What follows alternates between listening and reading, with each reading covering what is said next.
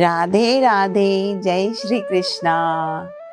जब आप कृष्णा के बारे में सोचते हैं तो एक बहुत ही सुंदर छवि आपके आंखों के सामने आती और चार बातें जरूर आती। सबसे पहले प्रेम। Krishna is a sign of love. प्रेम, रास लीला वाला प्यार। एक माँ का अपने बच्चे के लिए प्रेम, एक सखा का अपने मित्र के लिए प्रेम और एक भक्त का अपने आराध्य के लिए प्रेम, सब एक साथ। वो राधा के प्रियतम भी हैं और अर्जुन के सखा भी। ऐसा प्रेम जो कुछ मांगता नहीं है, बस देता है। दूसरी चीज जो होती है वो है खुशी, हैप्पीनेस। कृष्णा को आप हमेशा मुस्कुराते, बांसुरी बजाते, माखन चुराते, कदम के पेड़ के नीचे नाचते देखते हैं। उनका आनंद क्षणिक नहीं है, it is not momentary, it is from inside.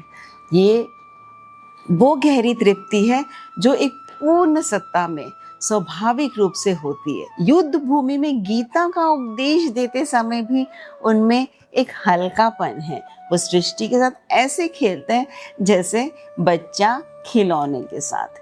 तीसरी बात जो उनकी है वो है ब्यूटी, मतलब कृष्णा मीन्स ब्यूटी। मोर पंख, पीताम्बर, सावन के आकाश जैसा नीला देह है, लेकिन असली सौंदर्य ये नहीं है। उनके पास आकर हर चीज और भी सुंदर हो जाती है। गोपियाँ स्वयं को भूल जाती हैं, गायें उनके पीछे चलती हैं। कहा जाता है कि यमुना की धारा भी उनकी बांसुरी सुनने के लिए थम जाती थी।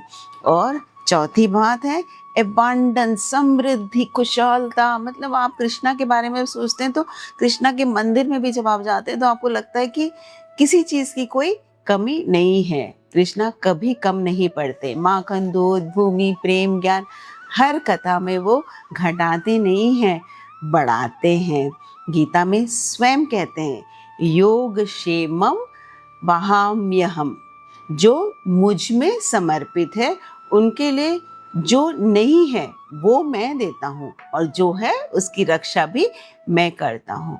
वो इस बात का प्रमाण है कि सृष्टि में, यूनिवर्स में कोई कमी नहीं है, केवल पाने की इच्छा होनी चाहिए। मांगिए भगवान से और आपको सब कुछ मिलेगा। अब चलते हैं श्लोका 15, 16 और 17।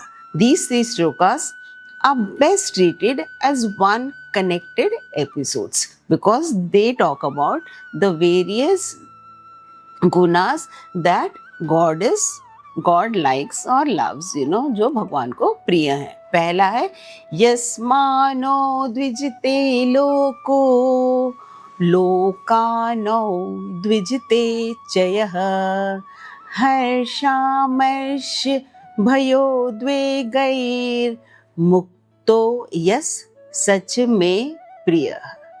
बहुत आसान है। यस्मानो द्विजते लोक, मतलब जो संसार में किसी चीज को डिस्टर्ब नहीं करता वह व्यक्ति, और जो लोकानो द्विजते चयः, मतलब जो लोगों के किसी भी बिहेवियर से डिस्टर्ब नहीं होता। हर्ष मर्ष भयोद्वेगैर, मतलब खुशी, किसी से कोई जलन नहीं, मर्ष नहीं है, किसी से भय, फियर नहीं है, और किसी बात की कोई चिंता नहीं है, जो कभी किसी बात को लेके एंशियस नहीं होते। ऐसे भक्त भगवान कहते हैं मुझे बहुत ही प्रिय है। अब श्लोका 16। अनपेक्ष शुचिर्दक्ष उदासीनो गत्यतः सर्वारंभ परित्यागी यो मद्भक्तस् समय प्रियः। जो मतलब अनपेक्ष शुचिर दक्ष, मतलब जिसको किसी से who is free of all kinds of expectation, जिसे किसी से भी कोई एक्सपेक्टेशन नहीं है। शुचिर दक्ष मतलब पवित्र है, कुशल है, ही स्किलफुल।